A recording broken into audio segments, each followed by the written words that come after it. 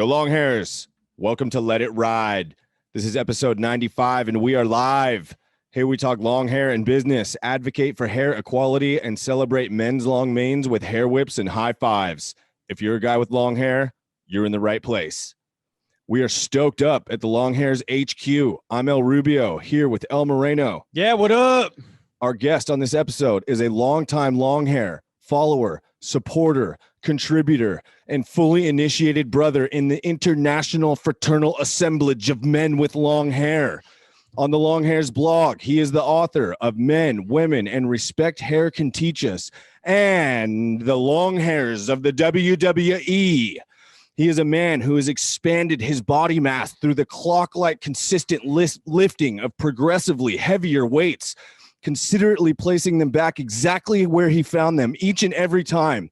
Hailing from the smokehouse capital of the United States of America in Kansas City, Missouri, standing at 5 feet 10 inches tall and weighing in at 225 pounds of rock-solid mane appeal, perpetually repping the Longhairs head wraps and apparel as he bursts through personal records and has permanently emblazoned the bound Shears upon his forearm in a token of lifelong brotherhood.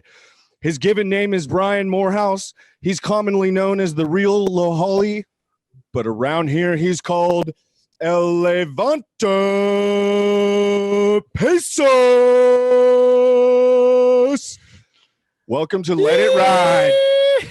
Oh my, that is the best intro I think I have ever heard. Not just for myself. I feel like I should be running through a freaking brick wall, going down the WWE ramp, getting into that ring and winning the world championship belt. That was absolutely amazing.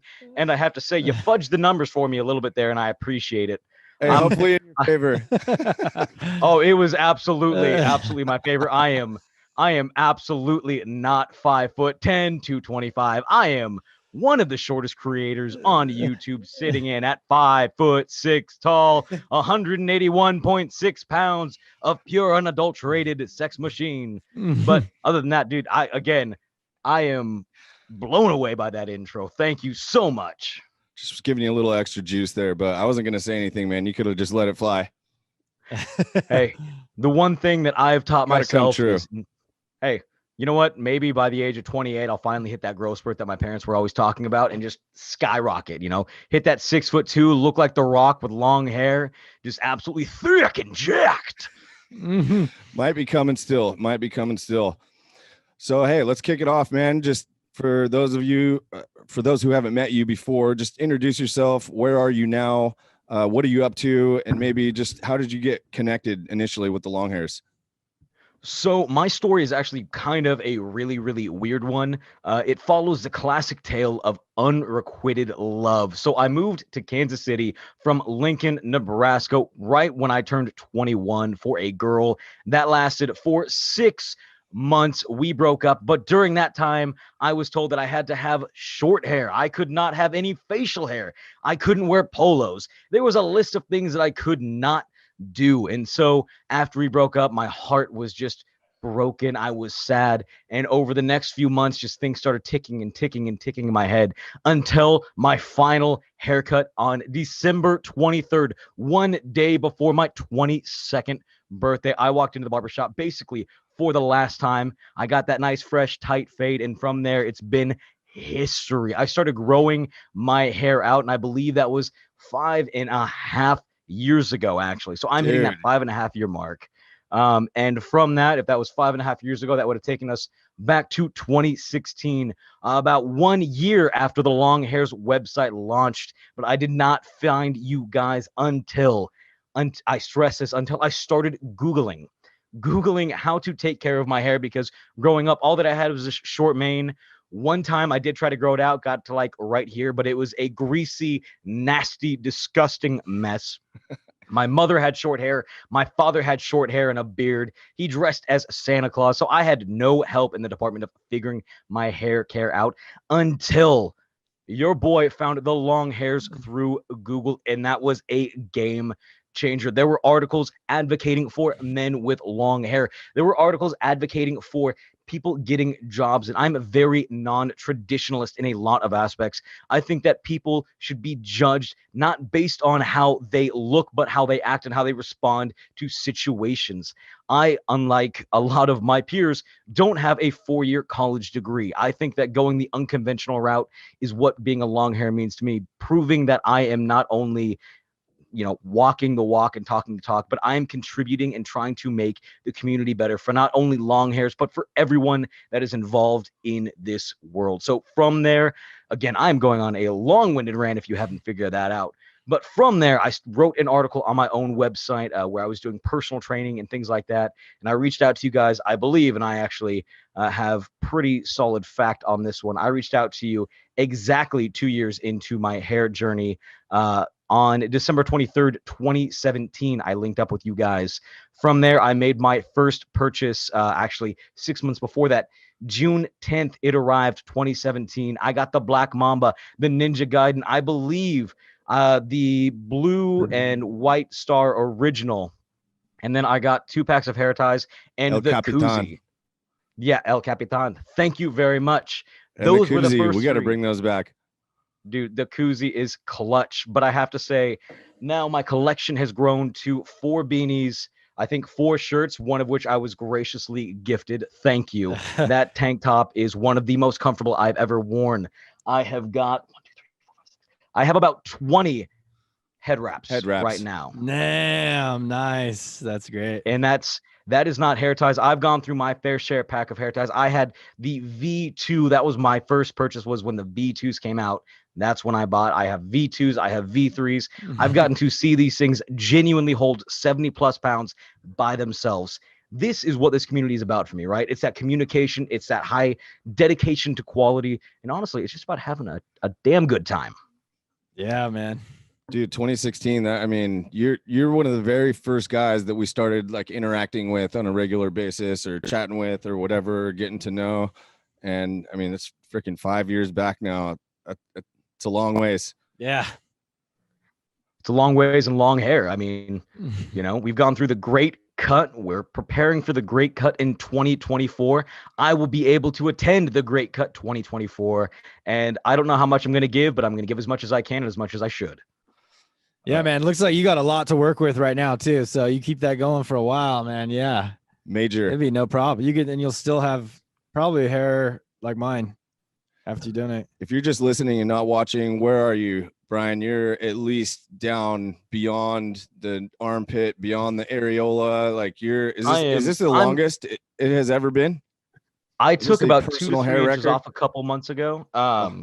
It's pretty close, down 2 to 3. Like I said, down right about the areola area, a little bit lower than that. All right. Took a couple inches off because it was getting super tangly.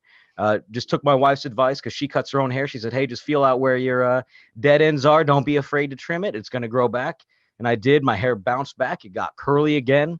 You can't be afraid to trim the dead ends. No, just a nice little maintenance trim. Yeah, got to do it. That's a must. Money. So tell us about the meaning of your L moniker. You were also one of the first guys to come up with an L moniker, the El Rubio, El Moreno, and you and other guys just started coming up with your own monikers and ripping them off. What does yours mean?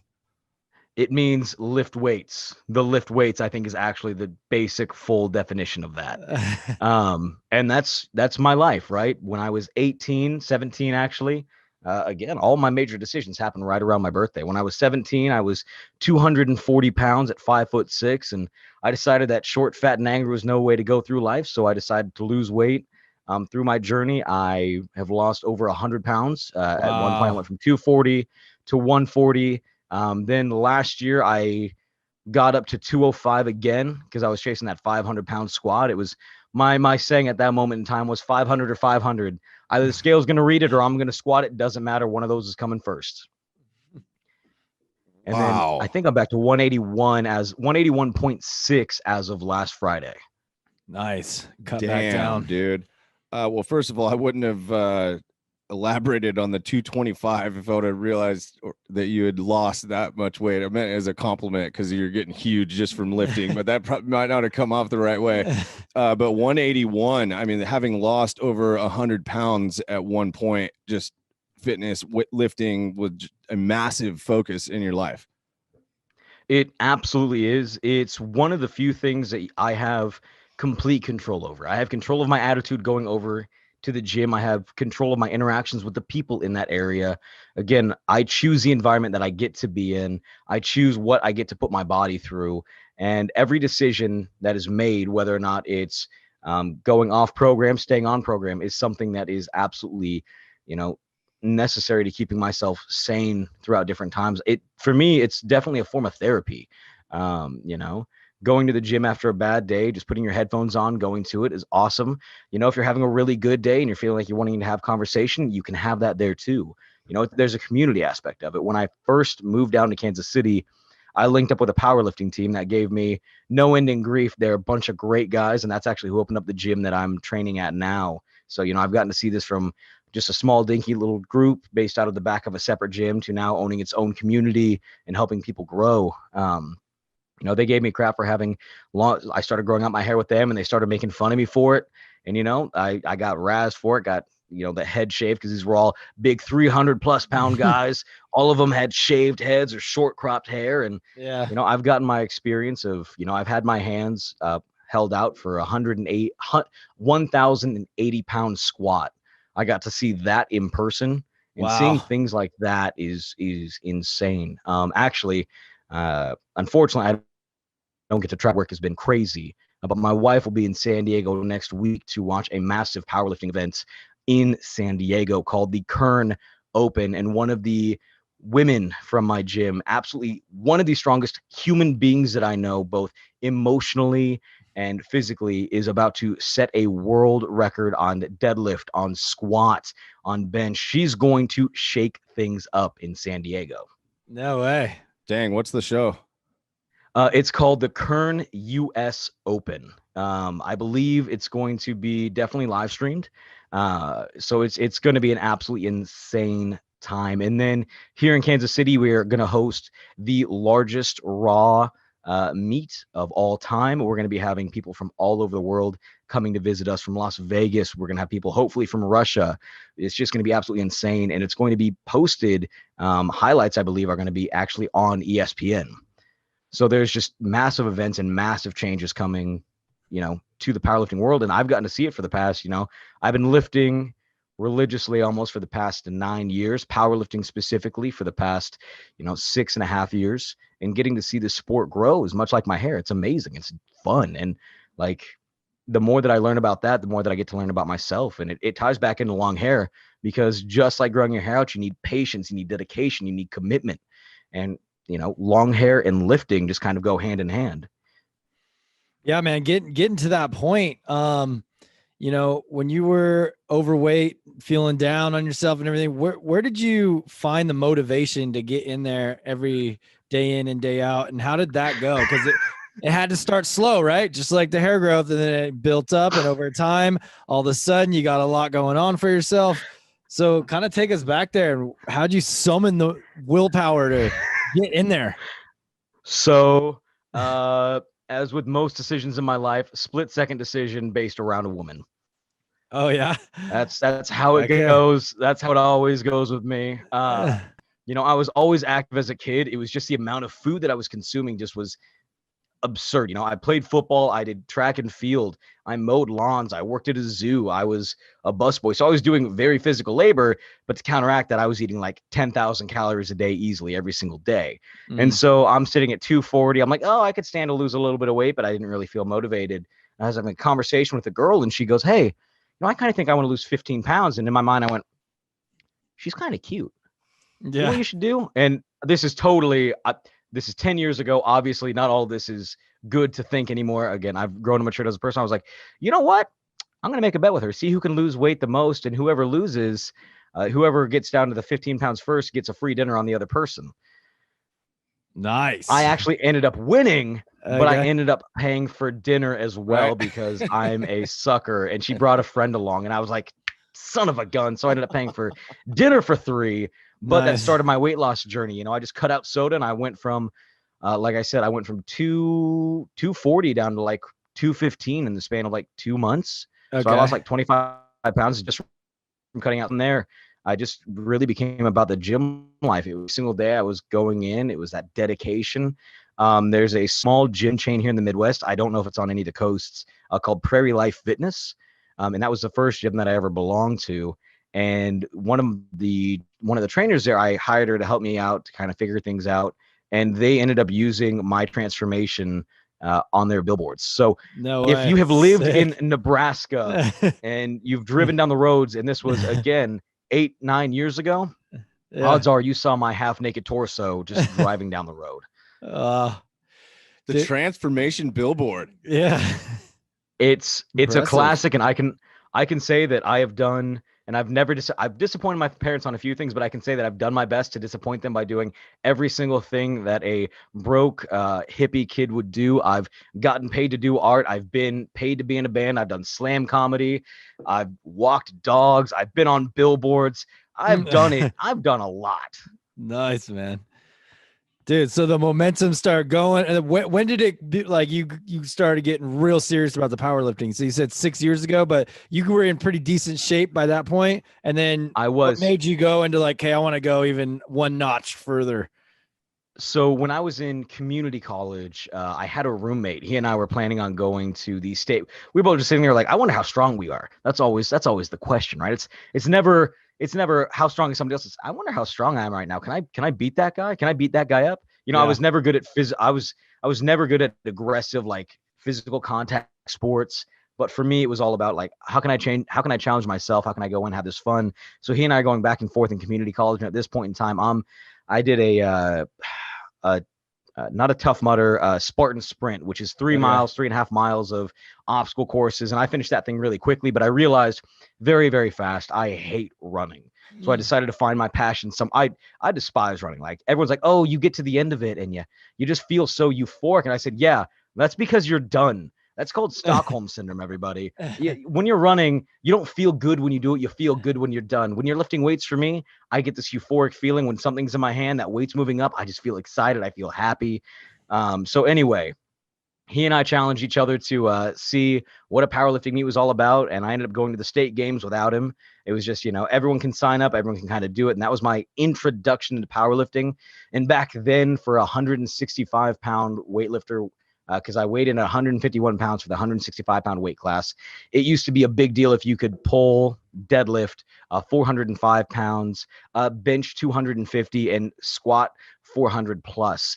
Now these 165-pound guys are just blowing it out of the water. This talent that is coming out because the sport is becoming insane. If you're 165 and you're not deadlifting at least 600 plus pounds, so almost 200 pounds more, you are not even competitive nationally, not internationally, nationally. That's how insane this sport has become. And I love watching that grow. So I made that jump when I was back in Lincoln. And then part of my moving down here with the girl that I went to high school with, because we started going out right after high school. She moved down here for college. I looked up I said powerlifting in Kansas City, and this team popped up, and I got a squat with a man who set a world record on the squat. He was the first American to walk out and squat over 900 pounds classic raw. And it was absolutely one of the craziest things I got to be a part of, seeing that transition. He's benched 600 pounds. And again, he's built a community around being positive. And that's the vibe that I got, that's the vibe that I want to build for myself. I got that in powerlifting. I have that with the Longhairs. And that's what my life is about, right? Trying to be as positive as I can to try to make the most change. Yeah. It's great, man. Fantastic philosophy and carrying it through all the different aspects. It's awesome to have you just in the posse, dude. Talk a little bit more hair, man. Excessive, pretty long now. Have you had any long hair problems that have popped up over the last year? You said you was starting to get a little bit busted on the ends, did a little bit of a maintenance trim. It was getting tangled. What else was going on over there? So right now, the way that my job is working, I do 10-hour shifts at work. And so my hair is in a hat almost all day. In fact, specifically, not a day goes by that I don't have one of my 3 hats on, one of my 3 out of my 4 beanies. These are the most comfortable hat I own. And so my hair is always tied back up because I work in the food service industry and you can't have food there. So just trying to remember to let it down, detangle it at night, get in that constant cycle of combing it out so you don't get too many dead ends, so you don't get too many knots that are going to yank out your hair. That's been the biggest challenge for me in the past year, is just remembering to literally let my hair down and take proper care of it. Because then, if I shower at night, I have to be up at 5 o'clock in the morning. My hair doesn't dry in time. So, I only really wash my hair 2, maybe 3 times a week if I'm lucky. And so there's a whole slew of issues that this past year have just really kind of brought to the forefront.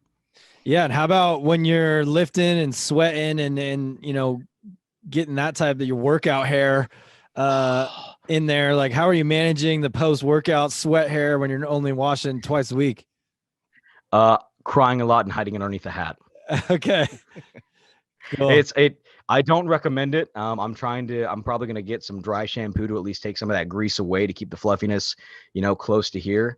Again, part of it is I don't know which dry shampoo to really invest in right now, because I don't know which one's going to be the best for my hair. Yeah. But I think having a cycle of that, do that before I go to bed to take that grease out. Yeah. Is going to be instrumental in, part of my nightly routine. Longhairs got to release a dry shampoo immediately.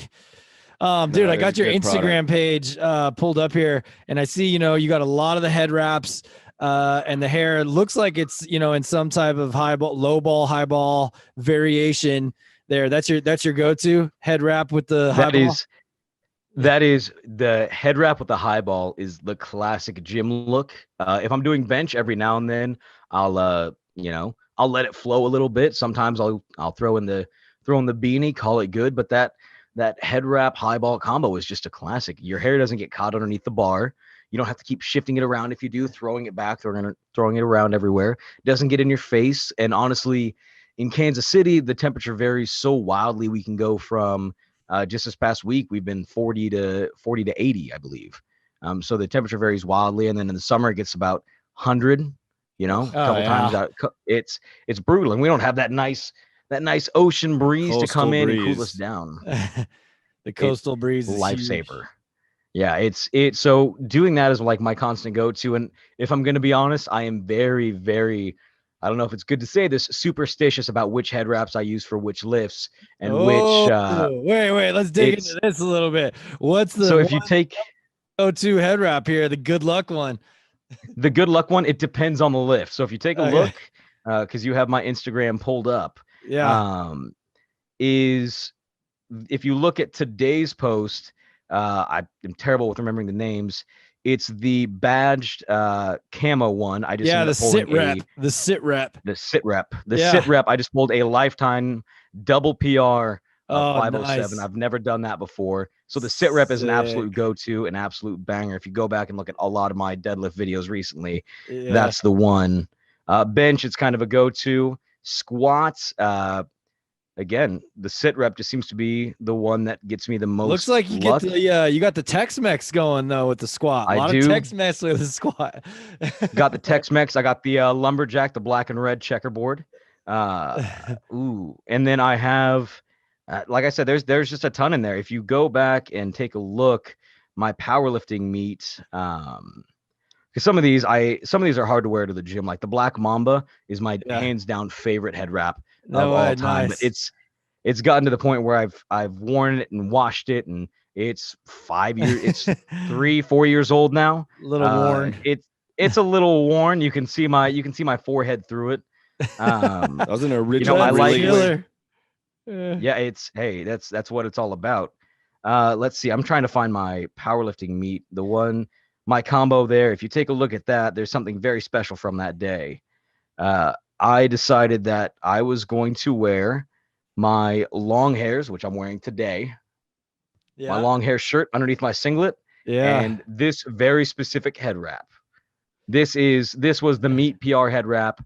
This is what life is about. Like I said, I've got that. And right now on my wrist, I actually have from the fin and tackle release, I have the tiger one on, I believe. Excellent. So The hair tie does not matter as much, but the combo of everything else is ultra important. If it's not, there have been some head wraps that I've worn and I had a bad day and I was like, nope, can't wear this one to the gym ever again. Or I'll try it on a different lifting day. I was like, but it's never coming back for this specific exercise. You're cut. And you're cut.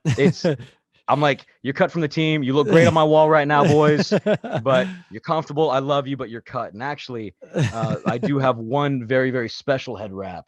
I ended up getting the dark blue. I can't remember which one it is. Dark blue head wrap, and I actually wore that on my wedding day. No way.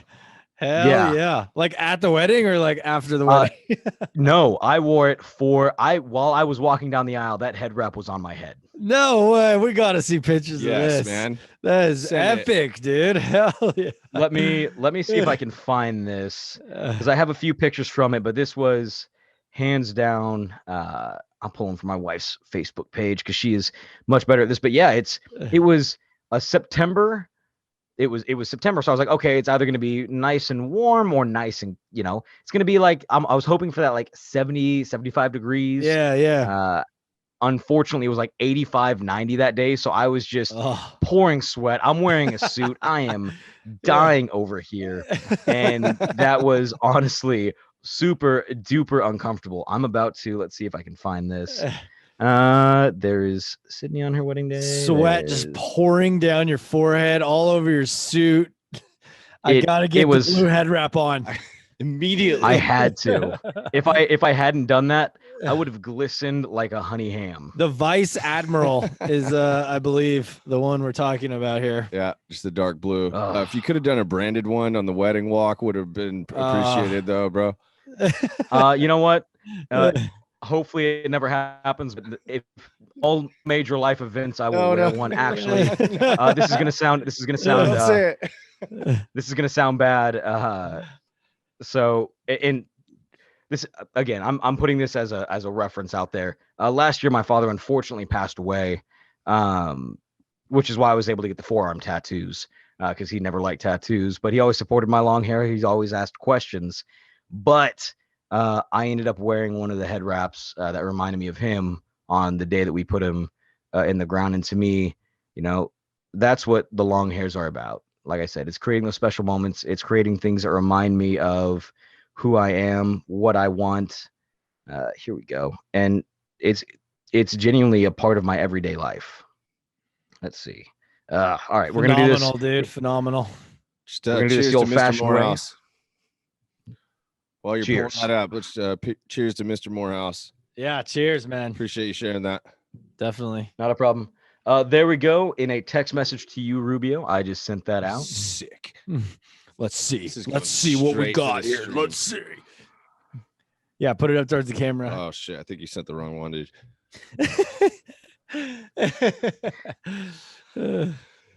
Downloading. It's a big file, man. This is a big file.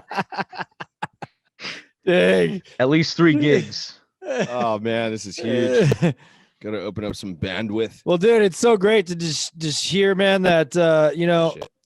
I know it's not really the products themselves, but what they represent, and hearing what that means to you. It just means so much to us. I'm very touched by that, and really honestly inspired to just be better. And yeah, man, it's just, I wonder what other, like, I would love to hear more stories from other people who have purchased a lot of the products like you, and if they have that same kind of connection like you're describing, because it's powerful. It is. It's honestly what it represents is, this is going to sound, I'm about to use Captain America. Yep. There we go. Like I said, right in that, right there, that was on my head all day. I was pouring sweat. Matched my suit perfectly. Phenomenal, dude. It does. It looks great. Amazing. Amazing. Put it down just a little bit. There you go. Oh yeah, that's phenomenal. So, like I said, hey, like the shield of Captain America, it doesn't matter. It's not the shield. It's what the shield represents that's important. Yeah. And every long-haired item represents something to somebody. whether it's the serum, the shampoo, the head wraps, which are different than the headbands, the hair ties, the XL hair ties, which are also different from the headbands, though they sometimes look similar. The tank tops, you know, if you guys released a Longhairs chubbies, I'd probably end up getting those too. But every single item represents something to somebody, and what you guys have been able to build and create and really enforce a community around. I don't know if that's the right word, but enforce this community around is the idea that, again, you don't have to be determined by what you look like. You're determined by, again, your actions. You're determined by your support. You know, supporting children with hair loss is an absolutely amazing cause. There are just hands down, the way that you guys built this community isn't about the products. It's about the people.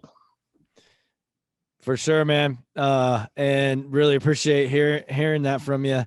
And even more though, sending some cred back your way. If it wasn't for you, we wouldn't do it, you know, or we wouldn't have what we got, because it is the guys. It's all about the guys, man. And the guys who are putting the energy out and asking for more and needing more and telling us what they want. And we're just trying to serve you guys. So thank you, bro. Yes. If people weren't pumped like that, we would have, we wouldn't be pumped. It's circular. It's circular for sure.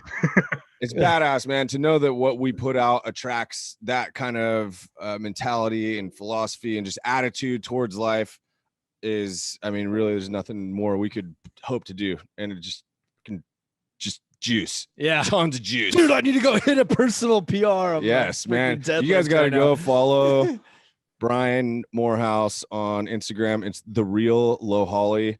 Dude, these PR videos are freaking badass, man. And also, there's a name behind Lohali. I don't know if I told you this. Sorry. No, let's hear it. No, I wanted to. No, it's all good. So it's actually two words combined into this singular name.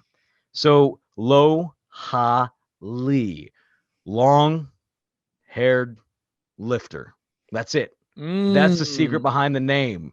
Even my Instagram handle, my YouTube channel, the old one was the long-haired lifter. Yeah. It's just an abbreviation of the long-haired lifter. Phenomenal. Yep. Wow. Dang. Coming with the heavy hits. How is it? It's awesome. In the powerlifting community, it kind of seems like there is a good representation of long hairs. You got, I mean, I don't know. You know, Professor Marvin, right? We're homies with him. Correct. What's that other guy who's just absolutely massive? I want to say his name's Dan. Dan Green. Dan Green. Yes. Dude, okay. When I first looked up powerlifting, I saw the picture of this absolute slab of a man. Like this man, I mean this with the most respect towards him. It looks like he had to walk through a door sideways because his shoulders were too wide. Totally. And there was always a rumor that his hair was sponsored by L'Oreal. Like that's how good his locks, like it always on point. And this man carries the locks on to this day. He's a little thinning right now, but he still carries on that locks. And I was like, man, powerlifting isn't just shaved head dudes. It's jack dudes with long hair. I am in. Yeah. Have you connected with Professor Marvin? Have you guys ever got any work in? I have not, because I believe he's up. Last time that I saw, he was up in Oregon, Washington area, and I've never been further west than San Diego, and I've never been further north than San Diego in that West Coast side. Okay, got it. Dude, we got to get both you guys out here. Definitely. Dude, you would love to lift together for sure. Definitely. Be freaking awesome. Yeah. I am, and you know what? He has badass. a lot that he can teach me. That's the thing with lifting. There's always so much to learn. You learn so much about yourself. You learn so much about your body, and you can learn so much from other people around you. It's just great. That's why I love it. Yeah, man. That's a great thing about Jesse Marvin. He's really unassuming, and even though he's at the level that he's at, he doesn't make you feel like he's a great coach. Yeah. He's going to talk you up. He's going to explain the concepts from a scientific standpoint, but at the same time, he's still a bro. And the new mullet look is just like fantastic. I mean, yeah, he's the man. We gotta all link up, do a team lift. We've done a few lifts with him, and every time it was like he adjusted us very slightly on things we were doing in our movement. And I'm not even kidding, like instantly added like 10, 20 pounds to like what we were doing. And we're like, holy shit, this is nuts. Definitely. Yeah. I think one of the first videos that I watched with him and you guys was the bench video. Yeah. That you guys did with him. Yeah. I mean, we have a lot of, we can make a lot of gains probably in a lot of areas. When you're at your more peak level, like where you're at, it's harder to just get a 10-pound gain real quick, No. Oh, there are certain times where a 10-pound gain is nice. It comes along. Yeah. Yeah. Hey, just tell us while we're touching on weights again here, just a little bit about your consistency. And I mean, I've had a lot of runs for, 2-3 years at a time. And generally if you look at broadly, the last probably 9 or 10 years, I've been pretty consistent, but there have been ebbs and flows, or maybe I get off course for a month or so. But over COVID, this has been my worst stretch. I finally am like barely getting back into it. But even through the whole COVID and quarantine and everything, I mean, like clockwork, man, you've been in there. You're one of the most consistent guys that I've seen. Just talk a little bit. Where does the consistency come from?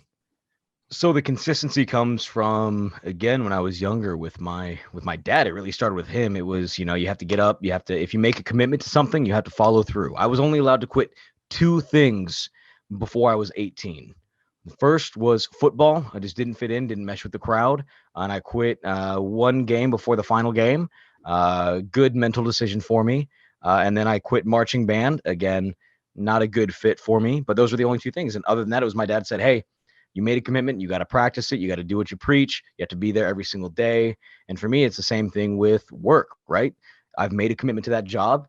It's an exchange of goods. I'm getting paid. I'm giving them a service back. So I better be there on time, 6 a.m. Every now and then, I'm a little special. I'm on salary, so I can kind of waltz in at 6:03, but it's that same consistency, just day in, day out. And there are definitely days where it's hard, especially, there have been a ton of days where it's hard to go in, but it's harder for myself. And we could consider it almost an addiction at this point. It's harder for myself to say, oh, I don't want to go to the gym than it is for me to say, oh, I want to go. Now it's such an ingrained habit in my system. It's like, well, I got to go. I got to get better. I want to go. I want to do these things. Yep. And again, going back to maybe bringing down the mood a little bit, but it's all for a purpose, right? It's that consistency. The day that my father passed was a deadlift day. He passed at 7:44 in the morning. My wife and I were asleep in my parents' basement. Got a call from my mother calling me up to the hospital, and we went there. We went through all the stuff that you have to do for that. And I looked at myself and I said, I just want to go to the place that I feel most comfortable. I want to go to the place where I can forget about my problems for a little bit. And to me, again, it's that therapy. It's that addiction. It's getting in there. And it's really being able to forget about the outside world for a little bit. So sometimes it's an escape, sometimes it's a focus, but motivation only gets you so far. Dedication is what gets you there. Inspiration can stop. Motivation can stop. Dedication is what keeps pushing you through every single barrier that you are physically and mentally capable of doing. Again, you can get that nice little jump start, that little NOS boost from motivation. If you're going to be doing a big lift, again, getting that motivation is going to be huge, but the dedication is what got you into the gym that day. The dedication is what gets you the changes that you want to see. The dedication is what really ties back to my whole life. It's that dedication. It's that commitment. It's that consistency. If you're not giving it your all, then what's the point of being there? What's the point of doing it?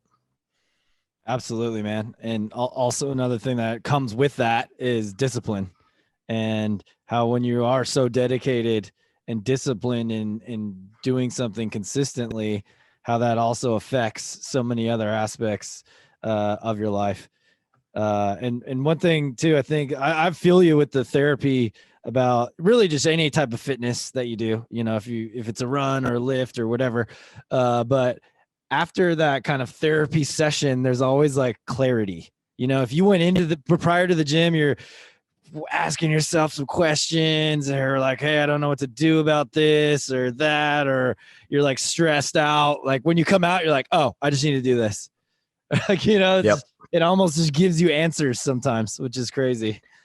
It clears your mind and lets you really go. And honestly, I will say that we got very lucky during this whole COVID shutdown thing. Our gym was shut for like a month and a half, maybe somewhere in there.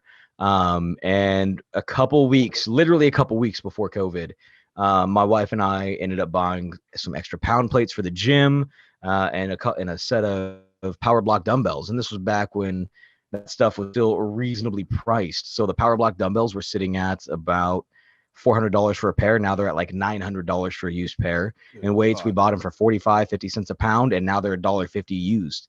And so we ended up filling up the entire gym just luckily before COVID, because I was like, oh, you know, we should just get ourselves some extra stuff in case the weather goes bad or one of our parents visits or we need to get a quick workout. And then boom, literally 2 days after I bought the weights, everything shut down.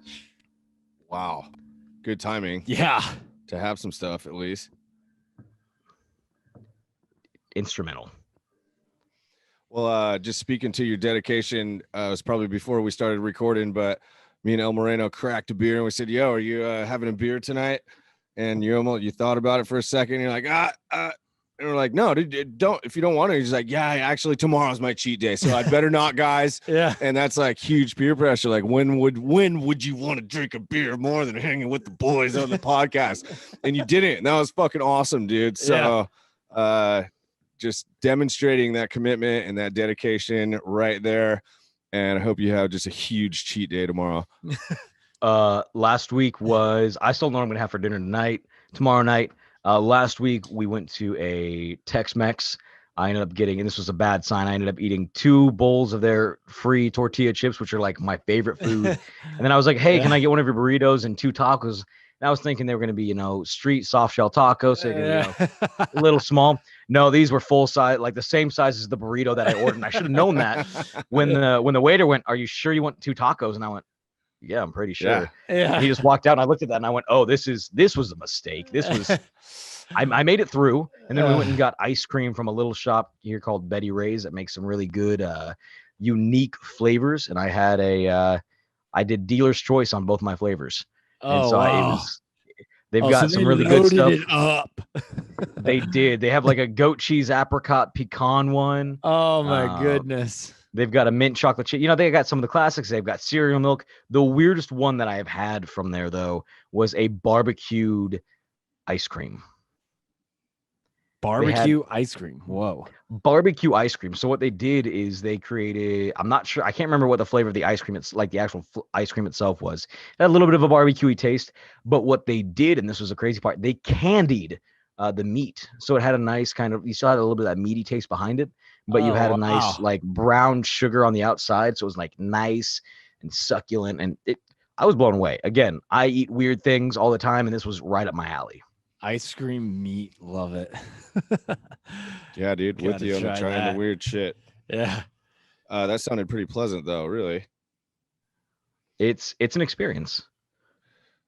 So a couple more things I want to ask about. You are a guest contributor on the Longhairs blog. You've authored or penned 2 blog posts. Tell us a little bit about those. The first one, I believe chronologically, was Men, Women, and the Respect Hair Can Teach Us. Really thoughtful blog post. Maybe some other guys who've gone through experience a little bit. Just tell us a quick recap of that post. So this was really about things that I had to learn while growing out my hair. When I was younger with short hair, I always used to make fun of my girlfriends for why it would take their hair so long to dry. Why it would take them so long to get ready? Why can't you just do it, you know, perfectly? You know, why are you taking 6 hours? But through growing out my hair, I really started to understand why it would take them so long. They had specific routines every single time. It was to get the most out of their hair and to feel presentable. And I really identify with that. Now, again, it's, you know, the first thing that I look at is like, how am I going to wear my hair when I go out? Am I going to put it up? Am I going to be able to leave it down over my shoulders? Where are we going? What am I going to do? And then it's, okay, do I have time to wash my hair? Do I need a head wrap? Because it's going to be hot. Correct. Is it going to be hot? Is it going to be cold? Do I need a head wrap? Do I need a beanie?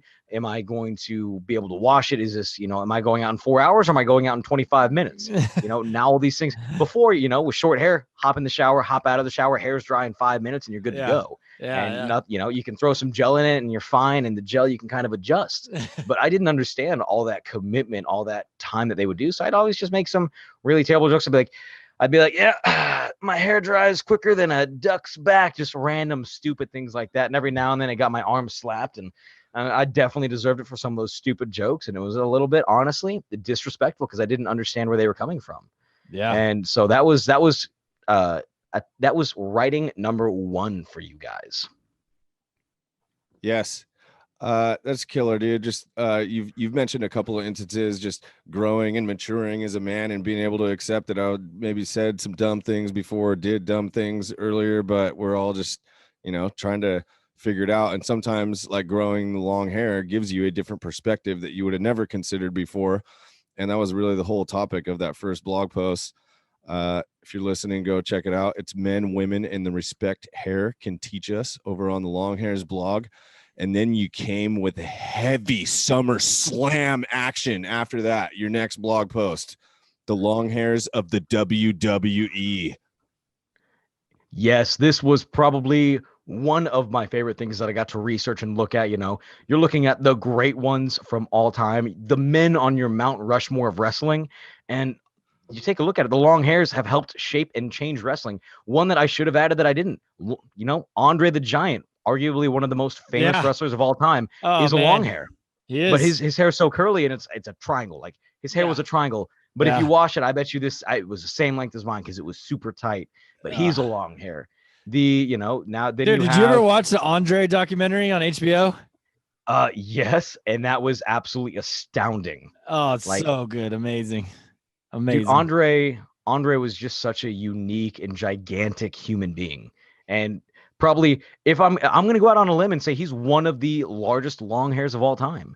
I'd almost put probably is. The great Khali might be almost as tall as Andre the Giant was, but not nearly as influential. But yeah, then like I said, this post started off with the Nature Boy Ric Flair, the most rootinest, tootinest, knife edge chop, ultra platinum flow.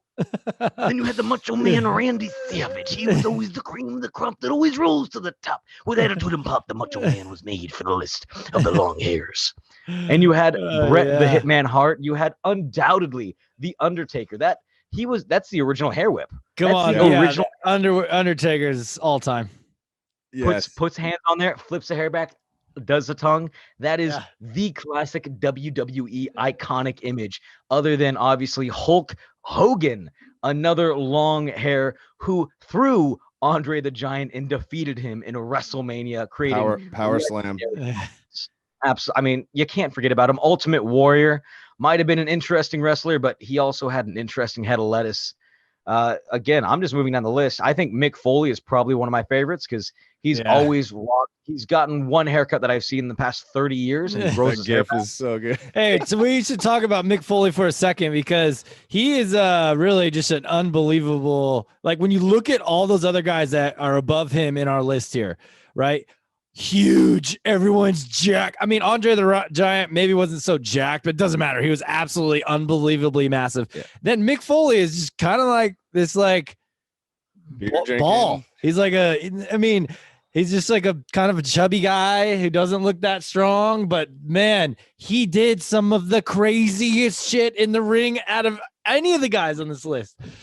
And don't let this list distract you from the fact that Undertaker threw Mankind off Hell in a Cell in 1997, one of the scariest moments in WWE, but it's also one of the most iconic. Getting to hear that every now and then just gets you like, oh, you feel that magic that was in the 90s. Wrestling in the 90s was something just special. Like you had long hairs all over the place with DX. Oh, it was insane. Yeah. Dang. Dude, phenomenal. So are you still a big WWE fan? Are you really into it as much as you were, or where are you at? Not quite as much as I was. So there's actually a YouTube channel that I get to watch that kind of recaps all the episodes again, since I'm either at the gym or I'm trying to get some sleep when WWE is normally playing. I just get to watch and recap and really experience it in 20 minutes or less, which not the best way to go about it, but I keep up to date with what's going on. You know, I keep up to date with who's the Longhairs. I check out, there's a squared circle subreddit where I get to check in and pop in. And honestly, I will say that one of my favorite moments, though, is when Edge came back. That man's hair is legendary. Like his pop came back. He threw his hair back. He did his whole crazy eyed look. And that was the moment that I was like, it's back. It's back, baby. The whole thing is back. Edge is here. And he had that hair. He had that ridiculous flow going on. And if you take a look at it, he's got a little bit of, dare I say it, character going on with his hair. It's not just blonde anymore. He's got a little bit of that. He's got some dark streak. He's got some graying going on. And he is a man's man. He does not hide it at all. He is proud of his hair. Yeah. It is unfortunate that Triple H left the ranks of long hair, and seems like it's a committed no hair from. I think I understand why, and it's a shame. He did look a little thinning there towards the end. I think it was probably it was happening a little bit there towards the end, but if he was wanting to run the company, he's wanting to have a specific look. And I got to say, if he was walking towards me in a dark alley with both his long hair and his shaved head, I'd turn the other way no matter what, because that is a scary looking dude. Yeah. So he basically runs the WWE now, right? He's like the new boss. He's poised to take over once Vince McMahon either dies or decides to retire. He'll probably never retire, and he might never die. He might be like Queen Elizabeth until he's 99. But right now he's in charge of arguably one of the indie scene's popular mainstream. It's weird to say it like that. NXT. He makes a lot of the booking decisions for there, and NXT is really popular with the hardcore fans. Triple H knows how to write a story. He knows what the crowds want. And, you get to kind of play back and forth because he's grown up with the business. He knows how it runs. And honestly, it's from everything that I've heard, again, everyone has some negative stories about them, but people who are up and coming do appreciate what Triple H has taught them and been able to do with them in the company. So I think that if he is able to take over fully in the future, it'll be for the better of the WWE. Yeah. Hey, there's not many entertainment outlets / sports that have 70 to 80% of the talent with long hair, and the WWE is one of them. Yeah. I mean, it's more guys have long hair than don't. Than not. Almost a prerequisite. Yeah. You got Kofi Kingston with his nice locks. They're always on point there. You've got, obviously one of the main events from WrestleMania this year involved two long hairs and somebody who was a former long hair, Daniel Bryan. It involved Roman Reigns. It involved Edge. It involved Daniel Bryan. All three of those men either have long hair or have had long hair in the past. Yeah. It's just part of the persona, right? And to be able to like whip and move in the ring, it gives a little bit more action and flair. Yeah, just flair. Flavor. For sure. It's dynamic. The other thing that you can do is you can use your long hair to hide communications in the middle of the match. Like if your hair's draping over you and you're above the opponent, you guys can have a quick conversation seeing it. Yeah. And so that's happened a few times. Again, wrestling, for all intents and purposes, is a predetermined show. But what it also is a beautifully choreographed, let's call it what it is. It's a beautiful choreographed physical dance. I mean, it's like called figure skating or diving, not anything impressive. You're like, these are men 200 plus pounds jumping massive amounts into the air, not getting in. It's honestly the athleticism that it takes to be in the ring and not only not injure yourself, but not injure other people around you is huge. Yeah, the physicality of it. I mean, you're getting beat up for sure. Like you're feeling it. But the thing that's amazing is they're doing it, 5 nights a week or something? Like back to back. They had a tough life too. Early on, no health insurance, and they're all those early guys straight cash, like $500 to go. Just beat your body to a pulp for a freaking hour and then do it again tomorrow night, a Monday Night Raw. Dude, side note, Edge looks like Jason Worth. Just Google that. It's all over the place. Former Washington Nationals outfielder and Philadelphia Phillies virtually look identical. Just if you're into that, quick Google search. If you remember, my wife actually says that You look a little bit like Edge too. Dude, I'll take the Edge any old day. I'll take that one. More often get Joe Dirt, but you just got to roll with the punches. I'll take Edge any old time. I went to the gym 5 days this year so far, so maybe closer on that Edge thing. Every day.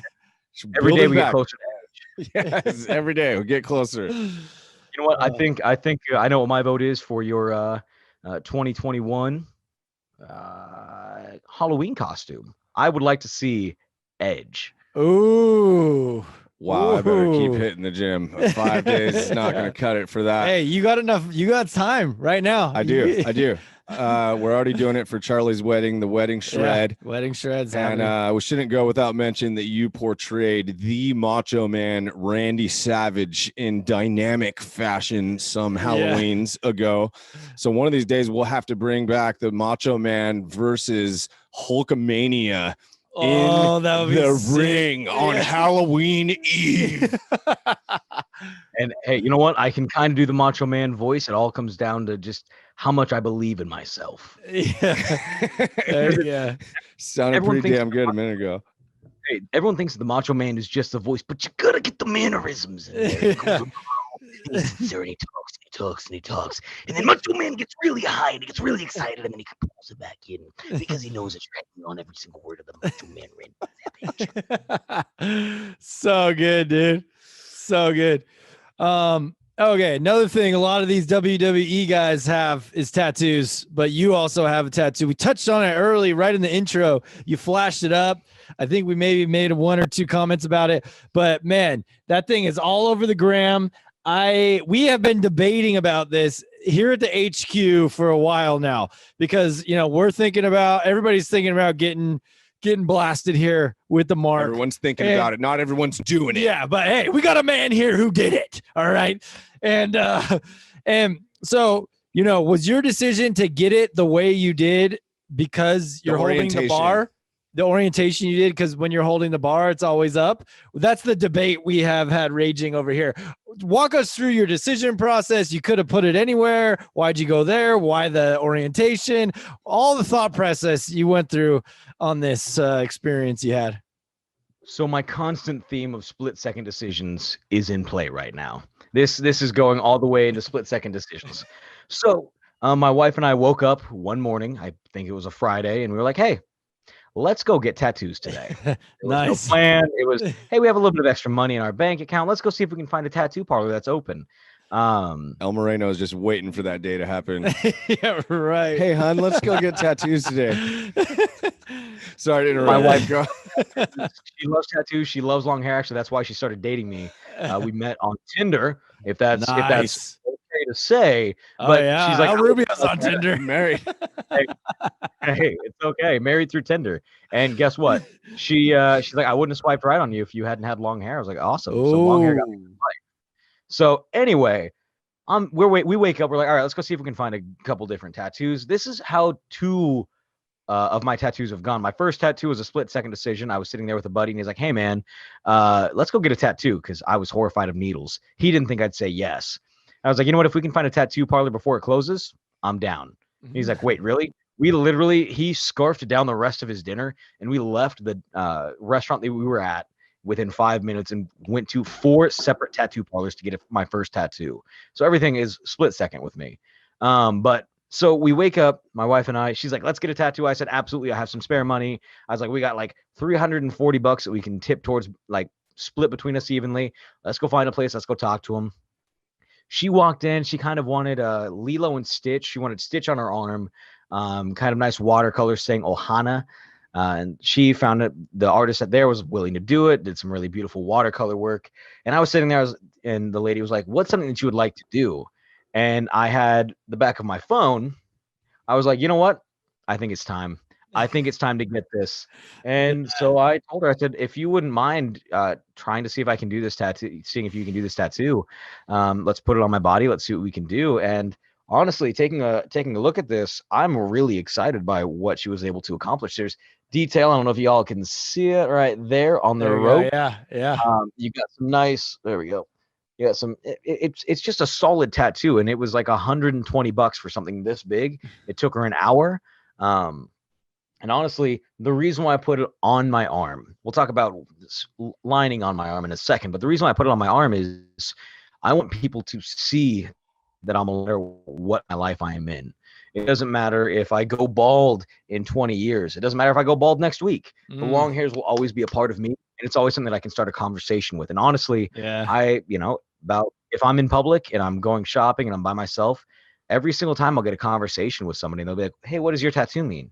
And I go on my little spiel and I said, honestly, this tattoo for me represents not judging people based on who they are. It's all about, it's judging people based on their actions, not their looks. I said, and the community that this is representative of is fighting for equality, for, long hairs, and they're fighting for equality just across the board. Again, I am a working professional. I don't necessarily have a 4-year degree. I'm a supply chain coordinator, director, whatever you want to call it, of a company that's making about $15 million a year. So I get to see, how bringing in food, and I work in the food industry. So bringing all of that in is, something a little bit different, something a little bit challenging.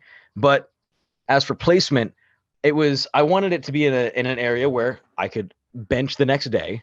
So I could wrap my wrist strap around here. So that was part of this requirement. It's in there. Bench day was next day. So yes. bench day is important, right? Yeah. And so from there, I really just wanted it to be able to, when I turned and looked at it, like when I turned my palm towards me, I wanted to line up exactly dead center with my middle finger. So I would be reminded of what it means to me. Nice. Every single time. It's just taking a look at it and it's like, all right, this is what it means. And then I can get a nice grip on the bar. And again, if you're taking a look at my squat, it's always out here. If you're taking a look at my bench, you can see it from a bunch of different angles. Deadlift, you can't really see it quite as much. But again, for me, as much as this is a public thing, this is also a private meaning. Yeah. Right. And it's something that is instilled with me until the day that I die. And I think that's important. We got to go awesome, right now. Fucking awesome. Yeah. That is so dope. Dude, thanks for sharing, man. Yeah, dude, it's inspiring. I can't believe you're not calling us out. Like, hey, so why don't you fucking pussies get the damn mark on you already? You guys know like 50 tattoo artists. You had like 5 guys on the podcast. You do all this tattoo stuff. You don't even have the freaking thing tatted on you. You guys are weak. Dude, you put a meaning to the mark that we never necessarily put in words. Certainly, like that is I think the vibe that comes out, the voice that comes out from the long hairs, but we never put it in those words before. And just that you have that, both that public meaning and that personal meaning, it just says that mark itself goes far beyond, the brand or much less products or anything like that. It's freaking bad, dude. Should have been calling us out a year ago. Living the mentality, just living. He's just living the values. Yes. The core values. I had to one up. I can't remember. Again, I'm terrible with names. The guy who got the original bound shears on his shoulder blade. Sam. He got it on his back and I was like, you know what? This is going to go. I got to one up it. And I think after that day, I ended up seeing 3 or 4 more long hairs tattoos pop up on your guys' Instagram pages. I think I might have been number 2, number 3. I will never claim to be number 1 because Sam is always number 1. There's an article about it that you can read at the longhairs.us. There was a journey. I think there is video evidence of this thing going down. I remember seeing some video evidence of this stuff, But dude, I think you were 3. It was Sam. Then there was this German guy who's like a huge early fan, and he hit us up one day and he got it huge on his calf. Like he got it on his leg, on his calf. And then you were 3. Then you got it. And then I think yours, though, really spawned a flurry of inspiration, and several other people have got it. There's a few other forearms, same placement as you. Another guy did, I think, same arm, same placement. He might even got a little bit bigger, but the orientation is the other way. And he went with the straight flat, like no detail, just straight flat version. So that's just a whole nother thing. Whether you are third or 300th or the placement or the orientation, you are immediately initiated into the lifetime assemblage of the Longhairs fraternal order. Your lifetime, dude. You're in. Flash the badge, dude. You're gonna get hey, here's the thing. And just so you can flex too. Come on, be honest. 100%. Bro, everybody who has the Shears, and obviously you're the early one, so maybe you even get a little extra bonus VIP, but we are going to, for the Great Cut 2024, we will have a badge only assembly somewhere. You have to flash it. It has to be a tattoo on you. Doesn't matter how big, how small, whatever. You got to flash it to get into this one little section, and in there is just going to be something special. Lit city. I am 100% down for that, because you guys were talking last week about getting it on the left or right arm, doing that nice little flash of the arm. That way you can identify long hairs in the wild. Yeah, exactly. Yep. Yeah. What do you think about that as a, an early adopter of the mark on? Like, do you think that's something like, you flash? Obviously, yours is massive. You just someone's gonna flash a little. But baby I'm saying, one, like, even if you did a little, like, I'm thinking like a 2-3 inch right here. I'm thinking more of a generalized thing that people could do, and they're not like, oh, I got to do my whole arm, but they're like, oh, I'll do that. As long as it's not bench day tomorrow. Any size tattoo, anywhere on your body, it doesn't matter. I think that's okay. You know why? Because it has your own meaning. It has your own placement. It has your own ideals behind it. The more that, just like with having long hair, the more, the merrier. Yeah, totally. You got it, man. Yeah, I would love to see more long hair tattoos just around. If you are out there and you are considering getting a long hairs tattoo, do not pass go. Do not collect $200. In fact, go spend that $200 and get that tattoo right now. It doesn't matter if it's here to do the mustache. Doesn't matter if it's the bottom of your foot. Let's do it. Let's make this brotherhood even bigger. It's badass, dude. I'm going. We're going after this. We're going. Sierra, call Sierra. Call Sierra immediately. Dude, Matt Hines has already done it. He did Sam's. Yeah. We got a posse for sure. All right. What? You got something? No. We're coming to the end here. Yeah, dude, we're coming to the end, man.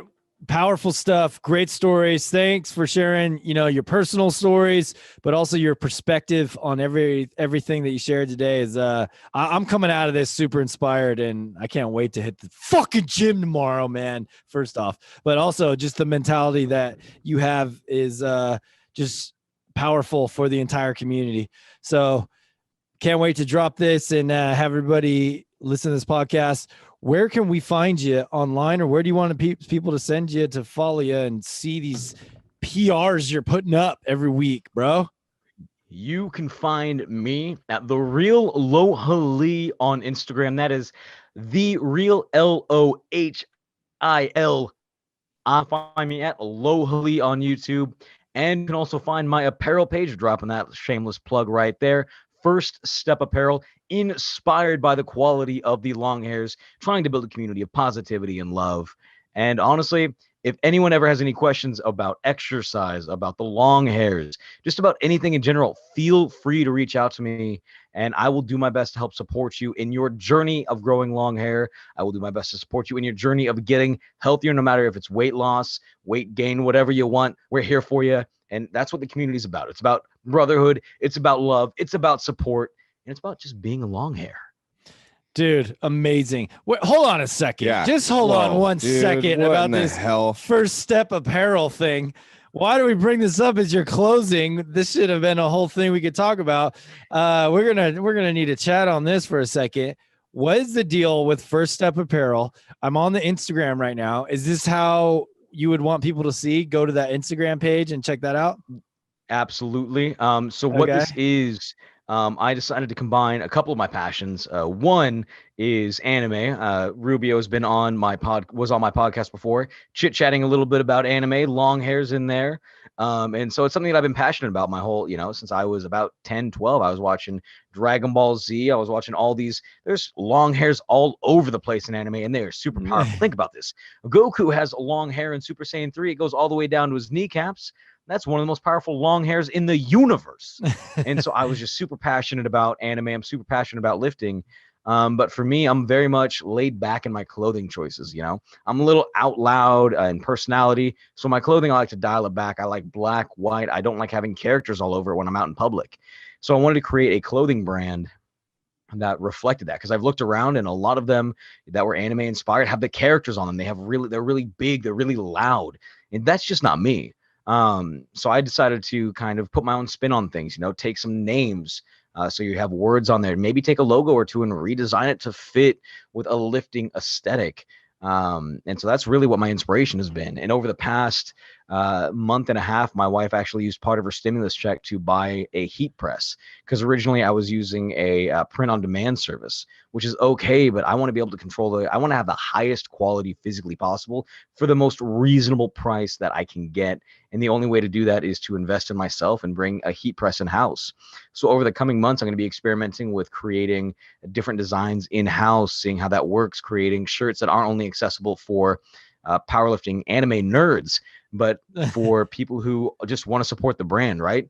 Because not everything has to be centered around anime, but 95% of the things that I want to revolve around that. So I'll be coming out with one or two shirts that if you don't like anime, you can buy this. It'll look dope, I promise. If you do like anime, you're going to appreciate a lot of the subtle jabs that I put in there. And the name was actually inspired by one of my favorite anime, Hajime no Ippo. It's a boxing anime. It got me into, observing the world of boxing. There's some long hairs in there. There's 2 or 3 actually very strong long hairs in there. There's some pompadours, which is, again, long hair. And that's just realistically what my brand is about. It's about bringing that same mentality, bringing that same environment that you guys have created to a different scope, having a nice balance of love, respect, admiration, learning, and high quality gear for the people who deserve it. Dude, it's awesome, man. I love just claiming the nerd gym apparel. Like, that's just awesome, dude. And you got a niche there. 100%. What is the Promised Natty Land? What does that mean? High quality meats. So the Promised Natty Land is based off of, and I'll go through this. I can explain it shirt by shirt. So the Promised Natty Land was originally aimed towards a brand name, aimed towards people who get into powerlifting, but they're not necessarily, most people do not compete in tested or untested. So tested means that if you compete, there's a chance that they're going to drug test you. If you compete untested, it means that they're not going to drug test you, so you can kind of get away with whatever you want to be able to do. So the Promised Natty Land is a homage to that aspect of it. It's to the people who want to remain natural their whole life. They might take some whey, they might take creatine because that's natural, but they're not going to be injecting anything into their body. And this is based off of an anime called The Promised Neverland, and the High Quality Meats moniker is a little bit of a spoiler for it. But that was part of the thing just around that. It's the Promised Natty Land High Quality Meats, basically saying, hey, you're a natty and you're a high quality meat, baby. Keep doing what you're doing. I'm proud of you. Dude, sick. Ordering now. Strong by strong, medium. Correct. The strong is probably one of my most subtle designs based off of manga and anime. That's been going on since, I believe, 1997. It's a little bit of a joke in the community, but I really enjoyed that shirt. Another one that I think is surprisingly popular is the Hidden Depth Village. So when you hit that depth in your squats, it's there. You never have to hide it. You're always in front of it. Yes. Black Bull Fit is a classic. The Strong, the Promised Natty Land Straw Hat Training goes off of One Piece, probably One Piece. And this is going to blow people's mind. It's been going on since 1999. It's the 3rd highest selling comic of all time, not just anime or manga. The only 2 that beat it are Batman and Superman. No way. Other than that, holy crap. Yeah, and Batman and Superman have been going on since 1939, 1942, somewhere in that Right. area. Yeah. And One Piece is just behind them. It's got about another 5 years left. I think there's the potential for it to pass it. Obviously, Batman and Superman always going to be going. They're an eternal thing in the community now. Yeah. But if One Piece can take that number 2 spot just for a little bit, yeah. That's going to be one of those things that you take a look at and you go, man, I was a part of history. Phenomenal. Bro, what an amazing time. Thank you for hanging. Thank you for coming on to the podcast. El Rubio is, in fact, making a purchase Processing as payment. we speak right now. He's so stoked on that one. He's buying it live. But thank you, Chris. Your order has been placed. Boom. Perfect. Let's see what the customer service support line. Let's see what the fulfillment looks like here. Really interested to check in on the customer service for First Step Apparel. And like I said, you know what? Once I bring it all in house, I'm going to do a special run of long hair exclusive shirts that I would love to work with you guys on designing and getting out to maybe make.